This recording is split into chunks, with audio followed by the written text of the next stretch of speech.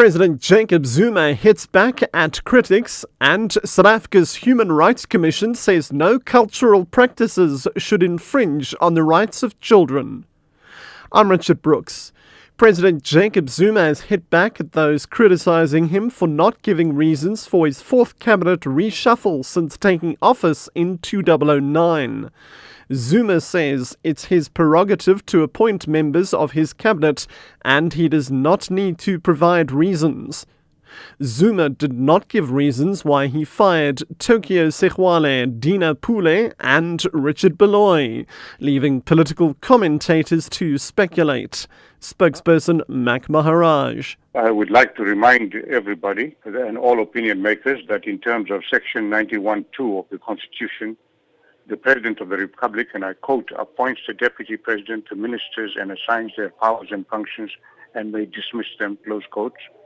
Section 93 gives the same powers with regards to the appointment and dismissal of deputy presidents.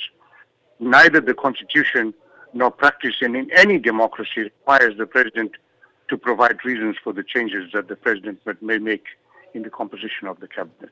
Meanwhile, the UDM says cabinet's reshuffle was only intended to get rid of the ACT Communications Minister Dina Pule.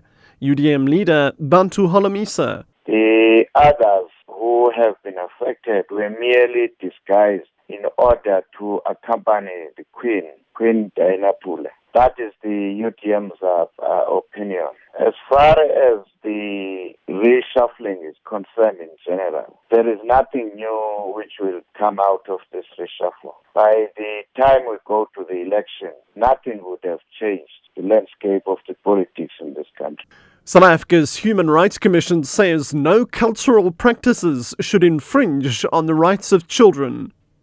It has condemned the death of young boys during initiation in some parts of the country. The Human Rights Commission says it's critical that key role players develop collaborative monitoring and reporting mechanisms to jointly investigate and address this recurrent problem. In the Eastern Cape, 30 initiates have died and close to 300 initiates have been admitted to various hospitals since the start of the winter circumcision season. The Commission's Isaac Manjena. The South African Human Rights Commission is obliged in terms of its mandate to protect and assess the observance of human rights in South Africa, including the rights of the children and the rights of the children to live. We assert that no cultural, traditional or religious practices that place children at risk of losing their lives have any place in our current dispensation. While the Commission is respectful of the initiation process and the diverse convictions of the communities of South Africa, we condemn practices which could lead to the death, disfigurement, impairment of bodily integrity, impairment of dignity of any person, including the child. July the 18th marks the 95th birthday of former President Nelson Mandela and the 4th anniversary of the International Nelson Mandela Day. The Nelson Mandela Centre of Memory has urged all South African citizens to join the global movement in showing their support by donating 67 minutes of their time, uplifting their communities in honour of the struggle icon.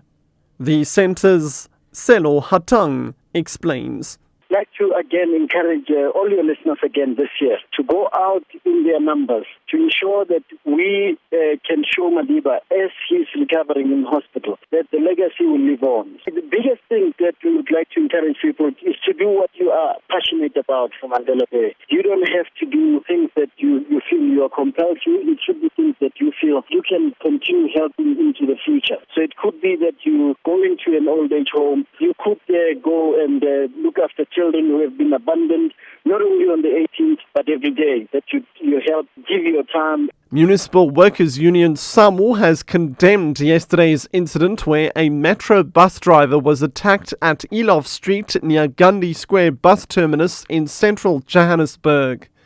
The driver was assaulted by a group of armed men in what is believed to be related to the ongoing bus strike by SAMU members.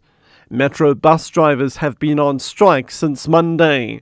They are demanding that the company's acting managing director, Lawrence Matekwana, be suspended. They accuse Matekwana of contravening the company's recruitment policies by hiring people without advertising posts. Samu's Fanuel Chikova. As a union, I would be directly distance ourselves from that. As we have said, our members are behaving very well and we are violence-free. That's why we are distancing ourselves from any allegations of such nature.